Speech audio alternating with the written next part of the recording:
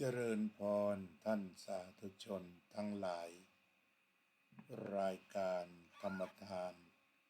จากวัดพุทธปัญญาเมืองพอมอนารัฐแคลิฟอร์เนียประเทศสหรัฐอเมริกามาพบกับท่านสาธุชนผู้ฟังผู้ชมในวันที่18กุมภาพันธ์พุทธศักราช2568เบื้องต้นก็ขอขอบคุณท่านผู้ฟังโยมสมควรกตาธิการโยมพรพันธ์เบรดเล่โยมสุนิตวงศ์สุเทพท่านอาจารย์สาธิตธีระปัญโยโยมกัลยาว่องทิพย์คงคาขอเจริญพรเจริญธรรมเจริญสุขด้วยอำนาจของเทคโนโลยีสมัยใหม่ทำให้พวกเราได้มีโอกาสมาพบกันคุณโยมสุนิตอยู่อำเภอหลังสวนจังหวัดชุมพรคุณพรพันธ์อยู่ชิคาโกอาจารย์สาธิตอยู่ลำปางโยมกัลยาอยู่ออนทาริโอทุกคนมาอยู่ในห้องธรรมะเดียวกันก็เป็นความอัศจรรย์ทางเทคโนโลยีที่จะเป็นเครื่องมือสื่อสารวันนี้ก็คงจะพูดธรรมะในหัวข้อที่ว่าชีวิตนี้มีเหตุปัจจัยคำว่าเหตุปัจจัยเป็นคำหลักหรือว่าเป็นคีย์เวิร์ดที่ชาวพุทธมักจะพูดกันบ่อยๆว่ามีเหตุมีปัจจัยจะทำอะไรหรืออะไรเกิดก็จะมีเหตุปัจจัยนี่ถ้าเรามาศึกษาธรรมะในชีวิตเราก็จะพบว่าชีวิตนี้มีเหตุปัจจัยทีนี้เหตุปัจจัยก็จะเชื่อมโยงกับธรรมะอีกข้อหนึ่งว่าอิทธัปปัจจยตาเมื่อสิ่งนี้มีสิ่งนี้ก็มีสิ่งนี้ไม่มีสิ่งนี้ก็ไม่มีนี่เรียกว่ากฎของอิทธัปปัจจยตาเมื่อสิ่งนี้มีสิ่งนี้ก็มีสิ่งนี้ไม่มีสิ่งนี้ก็ไม่มีนี่เรียกว่ากฎของอิทธัปปัจจยตาระบบอิทธัปปัจจยตาโยมพเยาเจนพนัสโยมเข็นธนาอิทธัปปัจจยตาหรือเหตุปัจจัยเป็นเรื่องเดียวกันกล่าวคือพระพุทธศาสนามองสิ่งทั้งปวงว่าเกิดขึ้นจากเหตุปัจจัยชีวิตนี้มีเหตุปัจจัยก็คือชีวิตไม่ได้ตั้งอยู่เดียวๆหรือลอยหรือเป็นตัวตนใดๆแต่ชีวิตนี้มีเหตุปัจจัยอย่างต่ำในเบื้องต้นไปจากพื้นฐานคือชีวิตมีกายกับจิตซะก่อนชีวิตนี้มีกายและจิตอันนี้ก็เป็นเหตุปัจจัยของแต่ละสิ่งกายก็เป็นเหตุปัจจัยแห่งใจใจก็เป็นเหตุปัจจัยแห่งกายต่างอาศัยกันและกันเกิดขึ้นทีนี้ในกายก็ยังมีเหตุปัจจัยถ้าว่าตามหลักของพระพุทธองค์แท้ๆก็คือกายนี้ก็ประกอบด้วยธาตุดินธาตุน้ำธาตุไฟธาตุลมอากาศธาตุธาตุสี่แล้วก็มีช่องต่างๆเรียกว่าอากาศธาตุ ช่องต่างๆประกอบด้วยช่องตา2 ช่องช่องหู2 ช่องช่องจมูก2 ช่องช่องปาก1 ช่องทางออกอุจจาระปัสสาวะอันนี้ก็เป็นอากาศธาตุก็เป็นธาตุแห่งช่องว่างคือร่างกายนี้ต้องมีความจำเป็นต้องมีช่องว่างหากศึกษาแบบกายภาพกายวิภาคคือแบ่งแยกกายกันออกไปก็จะพบว่าทั่วร่างจะมีบรรดาหลอดเลือดแล้วก็หลอดต่างๆเยอะแยะไปหมดพรุนไปหมดหรือหากจะมองดูกายโดยผ่านเส้นสายต่างๆที่มียั่วเยี้ยไปหมดนั้นไม่ต่างจากจอมปลวกพระพุทธเจ้าก็เคยอุปมาชีวิตนี้เหมือนกับจอมปลวกและมันก็เป็นจอมปลวกจริงๆคือภายในจะมีช่องเล็กช่องน้อยก็ผ่านเส้นแต่ว่าเส้นเหล่านี้จะต้องทะลุทะลวงนะแต่ถ้าว่ามันอุดตันเมื่อไหร่ก่อให้เกิดปัญหาเส้นเดียวเช่นเส้นในสมองถ้าว่ามีไขมันไปอุดตันหรืออะไรไปอุดตันจะปวดหัวมากหรือว่าที่ขาถ้าถ้าเลือดลมเรียกว่าเลือดลมเป็นตัวส่งเลือดธาตุลมนี่เป็นตัวกดดันตัว pressure เป็นแรงดันธาตุลมนี่เป็นแรงดันก็ดันเลือดไปคนโบราณเก่งก็เลยพูดว่าเลือดลมถ้าเลือดลมอุดตันจุดไหนจะเจ็บจุดนั้นเช่นว่าการปวดหัวก็เกิดมาจากเลือดลมที่มันอุดตันก็ไปปวดตรงนั้นบางคนนี่ปวดที่ขาปวดจนต้องตัดเพราะว่ามันอุดตันอย่างแรงก็เป็นที่รู้กันโดยทั่วไปว่าสิ่งที่มักจะไปอุดตันเส้นเลือดก็คือไขมันกับน้ำตาลจะร่วมมือกัน2 ประการนี้ถ้าเราบริโภคเข้าไปจนเกินก็จะสะสมแล้วก็เข้าไปอยู่ในเส้นต่างๆนี่เรียกว่าอากาศธาตุเป็นส่วนประกอบของร่างกาย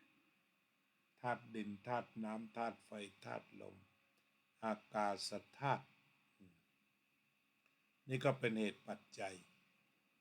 ถ้าถามว่ากายมันมีเหตุปัจจัยมาจากไหนมันก็มาจากนี่แหละจากธาตุดินดูกว้างๆก็คือสิ่งที่แข็งๆนี่แหละเป็นธาตุดินแล้วก็ต่อมาธาตุน้ำสิ่งที่มันเอิบอาบเช่นน้ำลายน้ำมูกตลอดถึงมันข้นมันเลือดน้ำเหลืองน้ำหนองอันนี้อยู่ในธาตุน้ำทั้งหมดธาตุไฟคือความอุ่นธาตุลมก็คือสิ่งที่พัดไปพัดมาลมขึ้นเบื้องสูงลมลงเบื้องต่ำก็ได้มาจากอากาศที่เข้าไปเป็นองค์ประกอบเรียกว่าดินน้ำไฟลมอากาศธาตุและวิญญาณธาตุนั่นเองนี่คือองค์ประกอบหรือเหตุปัจจัยหรืออิทธัปปัจจยตาถ้าเขาบอกว่าอิทธัปปัจจยตาจะดูได้ตรงไหนก็ดูได้จากดินน้ำไฟลมอากาศธาตุเป็นอิทธัปปัจจยตาเป็นปัจจัยแก่กันและกันได้ส่วนร่างกายต่อมามีกายกับใจหรือกายกับจิต Good morning เดฟปุญญกาโมGood morning สวัสดีโยมน้อยทีนี้เหตุปัจจัยอีกฝ่ายหนึ่งก็คือฝ่ายจิตก็จะมีองค์ประกอบด้วยเวทนาสัญญาสังขารวิญญาณอันนี้เริ่มต้นถ้าเราดูโครงสร้างมันมีกายกับจิตเมื่อตะกี้ก็พูดถึงกายที่อาศัยซึ่งกันและกันไปแล้วต่อไปก็มาพูดถึงเรื่องจิต องค์ประกอบของจิตจิตก็ทำหน้าที่เวทนาทำหน้าที่รู้สึกต่างๆต่อไปสัญญาทำหน้าที่จำหมายจำได้หมายรู้บันทึกบันทึกสิ่งต่างๆบันทึกรูปเสียงกลิ่นรสโผฏฐัพพะธรรมารมณ์สังขารก็คือการปรุงแต่งภายในการปรุงแต่งภายในก็คือจิตที่คิดนั่นเองเจริญพรโยมนาฬิกาทรายเจริญพรผู้อำนวยการโรงเรียนแม่วากตำบลแม่นาจรอำเภอแม่แจ่มจังหวัดเชียงใหม่อันนี้ก็ชี้ให้เห็นที่ยืนยันว่าชีวิตนี้มันมีเหตุปัจจัยเวทนาก็คือรู้สึกง่ายๆสัญญารู้จำรู้หมายสังขารรู้คิดวิญญาณรู้แจ้งก็ได้วิญญาณนี่รู้แจ้งวิเศษแจ้งตาก็รู้ทางตาหูจมูกลิ้นกายใจตรงนี้เรียกกันว่าเป็นอิทธัปปัจจยตา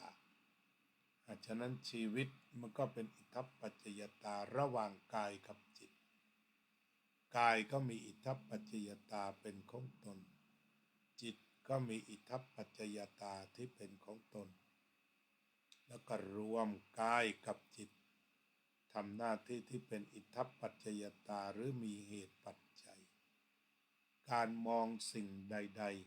ๆในทางพระพุทธศาสนาก็มองว่าทุกอย่างล้วนมีเหตุปัจจัย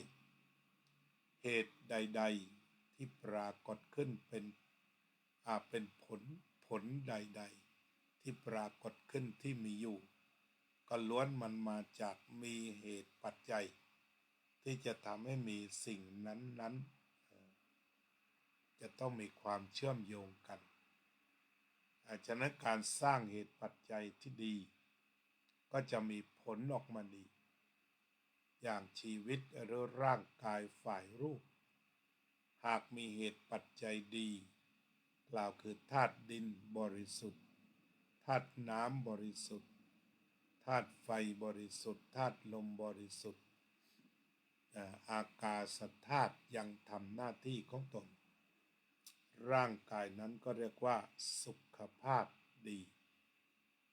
ทีนี้ฝ่ายจิตก็เหมือนกันถ้าจิตไปบริสุทธิ์ก็เรียกว่าคุณภาพจิตดีสุขภาพจิตดีทีนี้เวทนาก็คือชอบชังและเป็นกลางเฝ้าดูก่อนว่าจะไปทางใดถ้าลุ่มหลงมัวเมาไปทางใดก็จะเอ็นไปทางนั้นดีก็ได้ชั่วก็ได้ชอบก็ได้ชังก็ได้ก็เป็นสองอย่างอันด้วยความชอบหรือความไม่ชอบตรงนี้ก็คือตัวเวทนาในพระพุทธศาสนาก็ฐานจากความชอบก็มาจากความพึงใจความพอใจหรือว่าเรนันทิหรือว่า enjoy หรือ entertain ก็มาจากนันทิความเพลินที่เกิดขึ้นมาจากแล้วก็นำไปสู่เวทนาชอบหรือชังชอบมันก็มีเพลินชอบชังก็มีเพลินชังเช่นว่าคนเกลียดคนอื่นเกลียดใครคนใดคนหนึ่งมาหลายปีก็เกลียดต่อไปให้เพลินในความเกลียดเพลินในความชังเพลินในการขุดคุยหาข้อไม่ดีของบุคคลนั้นๆนี่เพลินส่วนเพลินดีก็เพลิดเพลินในการไปหาสิ่งที่ดีแล้วก็ชอบความชอบเหล่านี้ก็ถ้าเพลินมากโดยชอบไปอย่างไม่รู้ตัวก็จะทุ่มทั้งกายทั้งใจไปส่วนความชอบนั้นหรือความเกลียดถ้ามันขึ้นถึงที่สุดมันก็จะทุ่มเทไปจนจะฆ่าจะทำลาย บุคคลที่เกลียดสิ่งที่เกลียดวัตถุที่เกลียดในที่สุดนี่ก็คือเวทนาต่อไปก็สัญญาสัญญาคือความจำหรือว่าหมายก็คือหมายรูปเสียงกลิ่นรสโผฏฐัพพะธรรมารมณ์นี่แหละไปหมายในตัวนี้รูปนี้คืออะไรเรียกว่าอะไรหมายด้วยการเรียกว่านิมิตนิมิตหมายนะนิมิตหมายเอาไว้แบบนี้เรียกว่าสีแดงแบบนี้เรียกว่าสีเขียวแบบนี้เรียกว่าสีเหลืองแบบนี้เรียกว่าสีชมพูคือไม่รู้พอรู้ก็หมายไว้จึงเรียกว่าจำไว้ก็หมายไว้เยอะเลยทีเดียวหมายทั้งรูปหมายทั้งเสียงหมายทั้งกลิ่นหมายทั้งรสหมายทั้งโผฏฐัพพะหมายทั้งธรรมารมณ์ก็สัญญาจำปั๊บเลยเห็นอันนี้เรียกว่าเก้าอี้เห็นนี่เรียกว่าโซฟาเห็นนี่เรียกว่าคอมพิวเตอร์จำนี่สีอะไรเห็นอาหารรสชาติแบบนี้อะไรเจอเกลือนี่ก็จำได้แล้วว่าเค็มแน่นอนเจอทุเรียนก็ต้องหอมเจอกะปิก็ต้องเป็นสิ่งเหล่านี้มันเป็นสัญญาไปหมดสัญญาว่าจะเป็นอย่างไรบางคนก็ติดสัญญาสัญญามีกะเพราไข่ดาวถ้าว่ามันมีกะเพราไม่มีไข่ดาวมันขาดอะไรแล้วก็สัญญามันบรรจุไว้ว่ากะเพราไข่ดาวหรือว่าถ้าวันหนึ่งใครทำผัดไทยแล้วไม่มีรสหวานเอาเลยเฉยๆมันเป็นผัดไทยได้อย่างไรก็ไปจำรสมาอย่างนั้นหรือว่าจำเสียงคนที่เคยพูดเสียงแบบนี้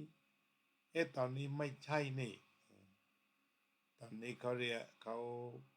มาเรียนเสียงโดนัลด์ทรัมป์พูดไปสักระยะมันก็ไม่ใช่พูดไปพูดมาไม่ใช่เสียงทรัมป์แต่เริ่มต้น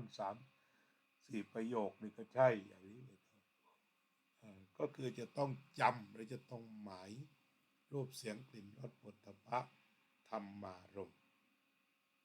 ตัวนี้เป็นสัญญาคือจำมาทีนี้สัญญาเหล่านี้เช่นว่าจำอดีตต้องจำอดีตอนาคตมันยังไม่มีอะไรให้จำหรือไม่หมายสัญญาต่อไปสังขารหรือว่าการปรุงแต่ง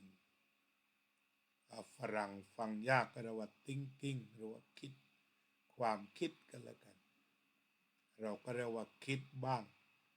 แต่ถ้าไปติดแต่ภาษาบาลีสังขารแปลว่ากระทำพร้อมทำให้งงได้แต่ตอนนี้ถ้าว่าเป็นภาษาไทยแท้ก็แล้วคิดน้อยคิดให้น้อยพูดให้น้อยทำให้มากคิดน้อยสงบคิดมากไม่สงบอย่างนั้นแหละลองเอาไปดูถ้าคิดมากนี่คือมันวุ่นวายใจแต่ถ้าคิดน้อยเนี่ยใจมันสงบง่ายมันเบาคิดมากหนักคิดเบาน้อยถ้าว่าไม่คิดมันก็เบามากเรียกว่าสังขาราปรมาทุกขาคิดมากหนักมากสังขาราปรมาทุกขาคิดน้อยทุกน้อยไม่คิดไม่ทุกทีนี้ต่อมาก็วิญญาณก็มีเหตุปัจจัยตากับรูปมาพบกันเรียกว่าวิญญาณทางตาหูกับเสียงมาพบกันเรียกว่า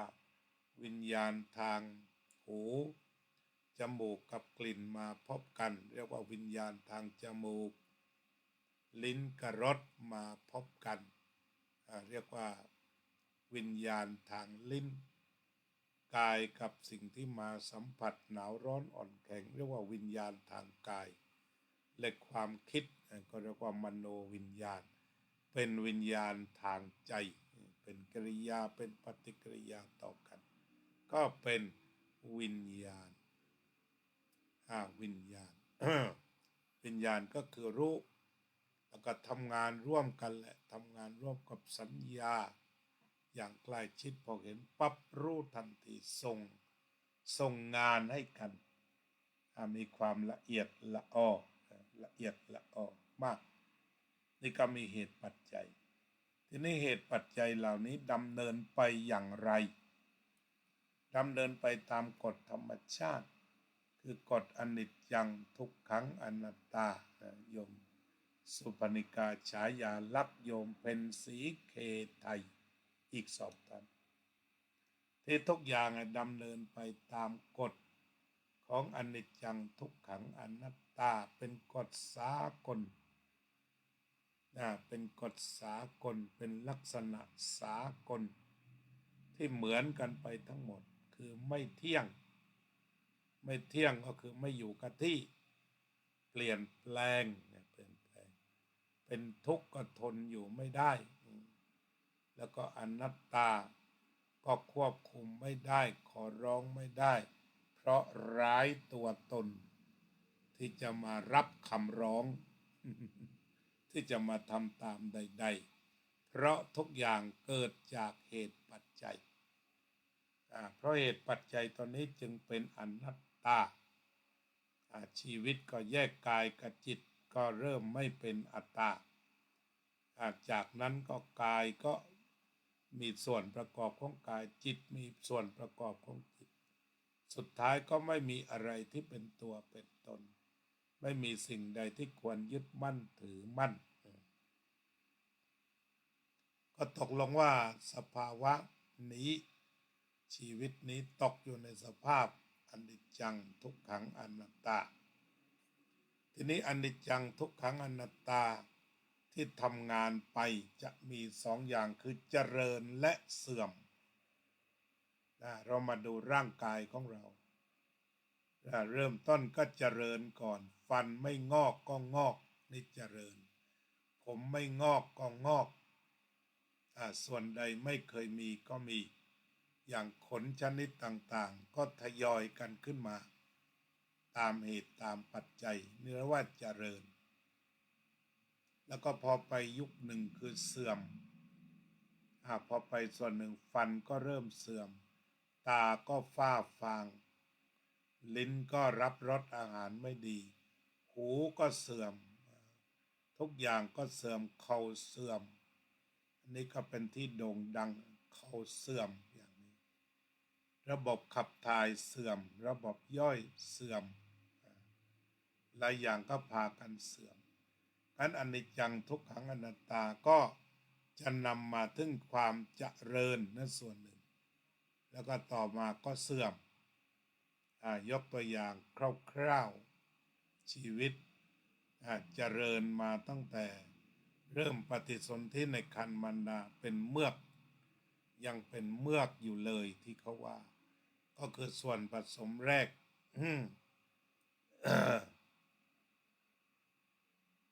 ที่มาจากบิดามารดาอยู่ร่วมกัน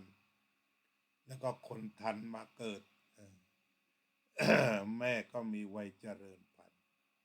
ก็เริ่มต้นเลยเจริญเลยเริ่มต้นเล็กสุดที่ท่านกล่าวไว้ในวิสุทธิมรรค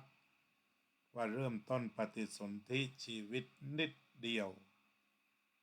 นิดเดียวก็เท่ากับว่านำน้ำมันมาโถหนึ่งแล้วนำขนจามรีคือควายภูเขาใส่ลงจิ้มลงไปในน้ำมันและสะบัด7 ครั้งนั่นคือชีวิตแล้วมันก็เจริญจนถึงทุกวันนี้เจริญพรโยมประพันธ์เจริญพรโยมสังหายธรรมเจริญพรโยมสุพรรณิกาก็เจริญจากหยดเล็กๆนี่อาตมาก็91 กิโลกรัมเจริญมาจากหยดเล็กๆเดินทางมา66 ปีก้อนใหญ่เบ้อเริ่มเลยนี่เจริญแล้วก็หลายอย่างเริ่มเสื่อมฟันไปหลายซี่ตาก็จะต้องฝ้าฟางจะต้องปรับแว่นบางคราว จมูกก็ดับไปเป็นครั้งคราว หูก็ดับไประยะหนึ่ง ไม่กลับมาเลยแล้วก็ต่อมากลับมาอีก ก็คือแสดงอาการว่าสัญญาณว่าไม่ดี สัญญาณว่าไม่ค่อยดีแล้วเนี่ยมีเจริญแล้วก็จะไปสู่ความเสื่อมลักษณะอนิจจังทุกขังอนัตตาก็นำมาสองอย่างฉะนั้นสำนวนธรรมะที่พูดกันก็หมายความว่าเกิดขึ้นตั้งอยู่ดับไปหรือที่พระพุทธเจ้าเองตรัสก็คือเกิดแล้วดับเลยอนิจจาวัตสังขาราอุปาทวยะธัมมิโนอุปชิตตวานิรุชชันติเตสังหูปสโมสุโขสังขารทั้งหลายเกิดขึ้นแล้วดับไปเป็นธรรมดาอุปาทวยะธัมมิโนอุปชิตตวาเน้นอีกเกิดแล้วนิรุชชันติย่อมดับไปเตสังวูปสโมสุโขถ้าไม่มีเกิดไม่มีดับนั้นแล้วก็สงบเลย อย่างนั้นถ้าปราศจากการเกิดดับเนี่ยสงบไปเลย เกิดจากหยุดปรุงแต่งก็สงบว่าอย่างนั้นเถอะในที่นี้หมายก็ว่าหยุดคิดก็สงบความคิดต่างก็เกิดขึ้นแล้วก็ตั้งอยู่แล้วก็ดับไปทีนี้เมื่อไรนี่ระงับท่านใช้ว่าวูปัสโมไม่แปลว่าดับนะแปลว่าระงับสังขารคือคิดน้อยๆหน่อยคิดน้อยๆหน่อยความสุขก็จะปรากฏเตสังวูปัสโมสุโขคิดน้อยๆความสุขปรากฏนี่ก็คือเรื่องของเหตุปัจจัยวันนี้ก็คงจะคุยแค่นี้ก่อนว่าชีวิตนี้มีเหตุปัจจัยคือชี้ลงไปว่ามันมีเหตุปัจจัยไม่ได้เกิดขึ้นมาลอยๆไม่ได้บังเอิญทุกอย่างไม่มีเหตุบังเอิญชีวิตนี้ไม่บังเอิญโรคภัยไข้เจ็บไม่บังเอิญมันมีเหตุปัจจัยฝังในอยู่จนกระทั่งวันหนึ่งเมื่อมีความพร้อมก็จะปรากฏอะไรบางสิ่งบางอย่างความป่วยไข้ต่างๆก็มาเพราะปรากฏการณ์แห่งเหตุปัจจัยที่พรั่งพร้อมนั่นเองคือให้ทั้งดีทั้งชั่วนั่นเองเจริญพรโยมจารุรินปัวเจริญพรโยมดวงสมรวงลิ่มอันเหตุปัจจัยทั้งชีวิตทั้งสังคมทั้งครอบครัวทั้งคนรักและคนชังล้วนมีเหตุปัจจัยทั้งสิ้นและทุกอย่างตกอยู่ในอนิจจังทุกขังอนัตตาเกิดขึ้นแล้วดับไปมีแล้วหายไปตามสวดมนต์ที่หลวงพ่อทาสแปลไว้ดีๆทุกอย่างเป็นเหตุปัจจัยที่หนุนเนื่องตั้งแต่กายจิตขันธ์ห้ารูปเวทนาสัญญาสังขารวิญญาณวันนี้ก็จะเน้นจะย้ำจะปักลงไปให้ไปพิจารณาต่อว่าชีวิตนี้มีเหตุปัจจัยให้มองภายในซะก่อนต่อจากนั้นก็ค่อยมองออกไปข้างนอกแล้วเกิดผลอะไรมาก็ย้อนสาวดูว่าเหตุปัจจัยเป็นอย่างไรสำหรับวันนี้ก็ขอเชิญชวนมาภาวนาเจริญพรโยมปูปลายฟ้ามาภาวนาร่วมกัน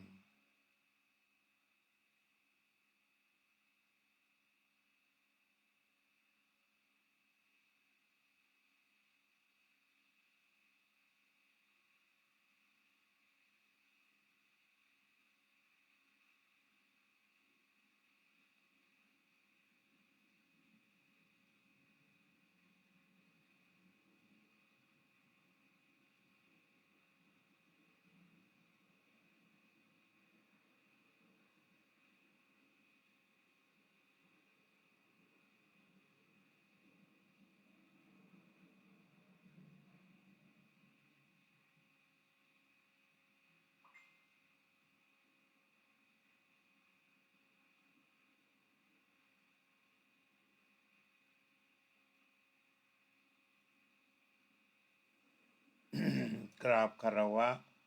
ท่านอาจารย์พระมหาทวีปกตปุญโญครับสัพเพสัตตาสัตว์ทั้งหลายที่เป็นเพื่อนทุกข์เกิดแก่เจ็บตายด้วยกันทั้งหมดทั้งสิ้นอเวราโหนตุจงเป็นสุขเถิดอย่าได้มีเวรแก่กันและกันเลยอัพพยาปัชชาโหนตุจงเป็นสุขเถิดอย่าได้พยาบาทเบียดเบียนซึ่งกันและกันเลยอนิฆาโหนตุจงเป็นสุขเถิดอย่าได้มีความทุกข์กายทุกข์ใจเลยสุขีอัตตานังปริหารันตุจงมีความสุขกายสุขใจรักษาตนให้พ้นจากทุกข์ไปทั้งสิ้นเถิดอภิวาทนาสีลิสะนิจจังวุธาปจายโนจัตตารโอธรรมาวัฏันติอายุวันโนสุขังภะลัง May all living beings be free from dangers, be free from hostility, be free from aversion, be free from violence, be free from harming, be free from suffering. May all living beings be safe, successful, peaceful, happy.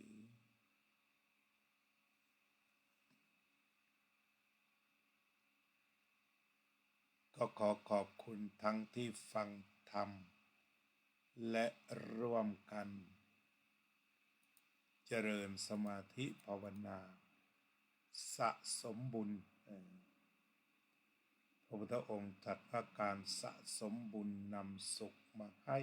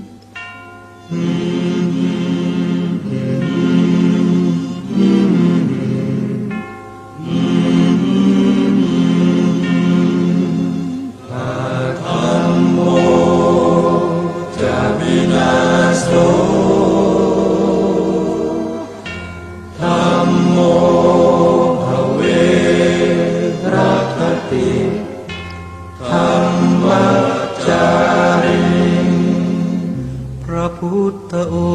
งค์ท่านทรงตรัสรู้เป็นสัพพัญญูตรัสสอนความจริงว่าธรรมะย่อมชนะทุกสิ่งเป็นที่พึงพิงแก่ผู้ประพฤติชอบธรรมธัมโมจะวินาโสธัมโมภเวรัคติธัมมัจจาริอำนาจใดๆก็ตามย่อมถึงความพินาศถ้าขาดธรรมะประจำไม่มีใครอยู่ค้ำฟ้า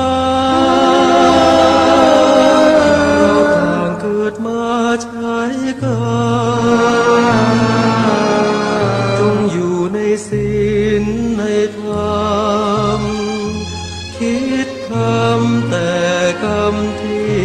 ดีอาธรรมโมจะวินาโส